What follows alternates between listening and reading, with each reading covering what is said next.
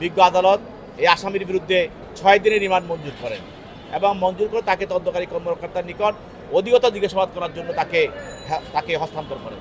সাবেক অবৈধ দুর্যোগ ব্যবস্থাপনা মন্ত্রী ডাক্তার এনামুর রহমান তাকে মিরপুর মডেল থানার একটি হত্যা মামলায় আজকে তদন্তকারী কর্মকর্তা বিজ্ঞ আদালতে উপস্থাপন করে 10 দিনের রিমান্ড প্রার্থনা করেন। এই মামলার বিষয়টি হলো যে গত 19/7/24 তারিখে বৈষম্য বিরোধী যে ছাত্র আন্দোলনে জনতা ছাত্রদের যে আন্দোলন, সেই আন্দোলনের সময় মিরপুর 10 নম্বর গোল চত্বরে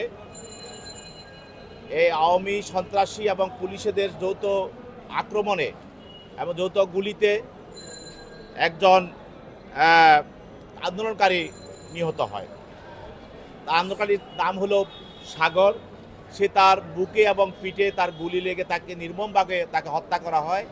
তার পিতা তার লাশ পরবর্তী নিকটস্থ একটি হসপিটালে তার লাশ পাওয়া যায়। সে পরবর্তীতে উনি এই লাশটি নিয়ে দাফন করেন।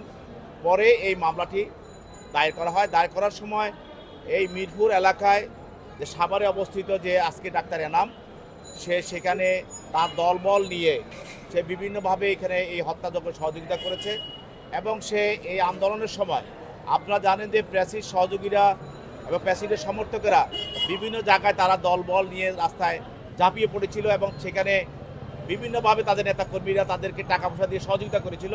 সে এনাম সে নিজের টাকা পয়সা দিয়ে ওই এলাকায় মিরপুর এলাকায় আন্দোলনে সে সহযোগিতা করেছিল।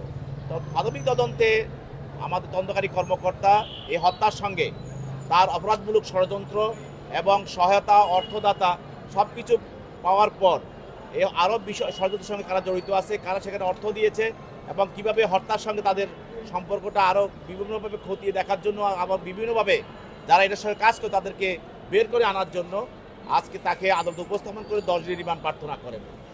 তার পক্ষে আইনজীবীরা ছিল এবং তারা রিমান্ড বাতিল জামিনে প্রার্থনা করেছেন। উভয় পক্ষের বক্তব্য শোনার পর বিজ্ঞ আদালত এই আসামির বিরুদ্ধে 6 দিনের রিমান্ড মঞ্জুর করেন এবং মঞ্জুর করে তাকে তদন্তকারী কর্মকর্তার নিকট অধিকতর জিজ্ঞাসাবাদ করার জন্য তাকে হস্তান্তর করেন।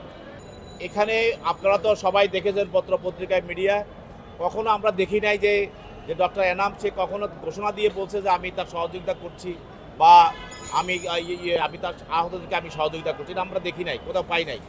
তবে বাংলাদেশের যতগুলো হসপিটাল ছিল সরকারি বেসরকারি হসপিটাল, সেখানে আন্দোলনকারীদের চাপের মুখে সেখানে মালিকেরা তো সেখানে থাকার কথাই না। তারা নিজেদের যারা দাবি করে আমি হসপিটাল মালিক, সে হসপিটাল ফেলে সে পালিয়ে গেছে। সেখানে আন্দোলনকারীদের এবং তাদের যে নিহত ব্যক্তিদের তারা নিয়ে গেছে, সেখানে যারা আহত ছিল তাদেরকে নিয়ে গেছে, তাদের চিকিৎসা করার জন্য জনগণের চাপের মুখে তারা তাদেরকে সহযোগিতা করতে বাধ্য হয়েছে। কারা করছে? যারা সেখানকার ডাক্তার এবং নার্স ছিল তারা। কিন্তু যারা প্যাসেঞ্জার সহযোগী ছিল তারা তো সবাই আগেই পালিয়ে গেছে।